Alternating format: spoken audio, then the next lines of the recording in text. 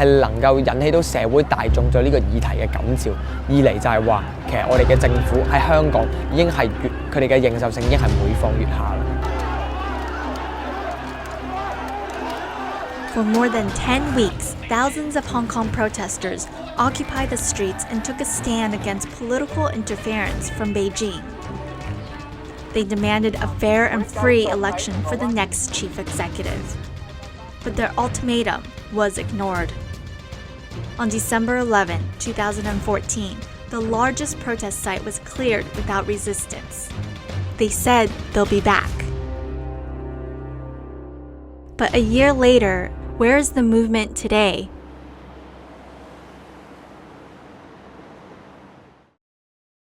而家雨傘運動已經完結咗，但係我會形容而家呢一刻，雨傘運動1年之後就係香港民主運動嘅中轉站。On September 26, 2014, Joshua Wong led a group of students that broke through police lines to reclaim Civic Square.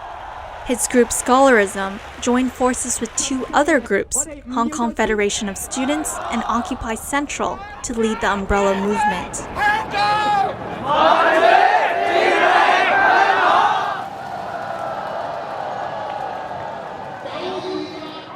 The protesters blocked 10 lanes of highway in the middle of Hong Kong.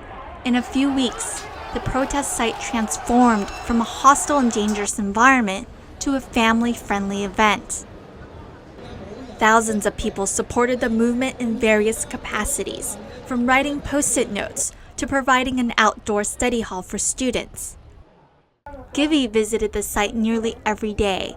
Several weeks into the movement, the photography company she works for decided to set up an open studio in the middle of the protest site.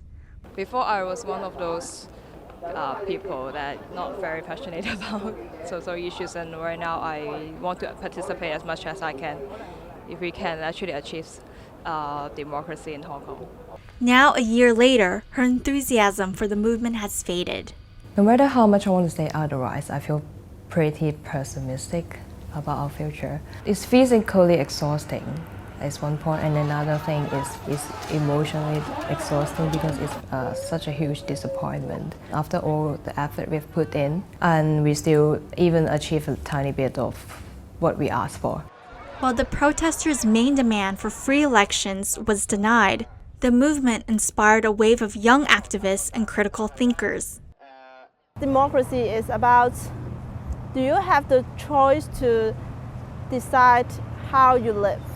For example, some of my friends are not able to pay for the tuition, then they do not have the chance to study, to be educated. But I think that the right to be educated is also one part of democracy. Even with large public support, the movement was not able to push any legislative change in 2015. Hong Kong's unpopular leader, C.Y. Leung, is still the chief executive, despite calls for him to step down. In a political showdown in June, Hong Kong lawmakers voted down the electoral package by Beijing. Though the protesters never got the true universal suffrage they demanded, they succeeded in rejecting Beijing's undemocratic election package. Now, pro-democracy protesters are back to square one, with no clear path for change. And so it comes to a deadlock. And eventually, both sides did not make any concessions. And it reflects the political reality in Hong Kong. That is, we do not have mutual trust.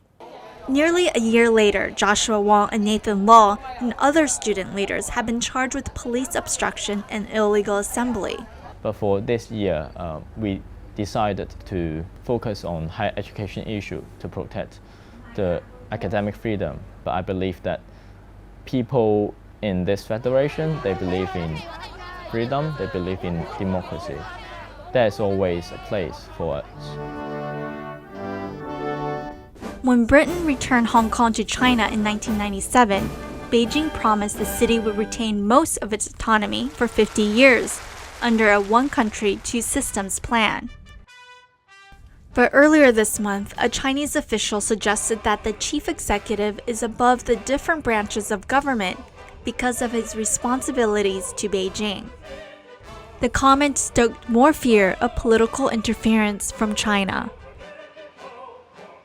如果我哋要去爭取民主普選嘅話，我哋希望要爭取嘅就係喺2047年之後都繼續有一個民主嘅制度，就係爭取自決。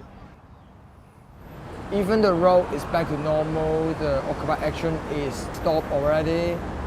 From a point of view, rather than just continuing memorize the scene of Occupy and on Hard Rock Road, it's more necessary for us to think about how to continue the road to fight for democracy and self-determination to achieve autonomy for Hong Kong citizens.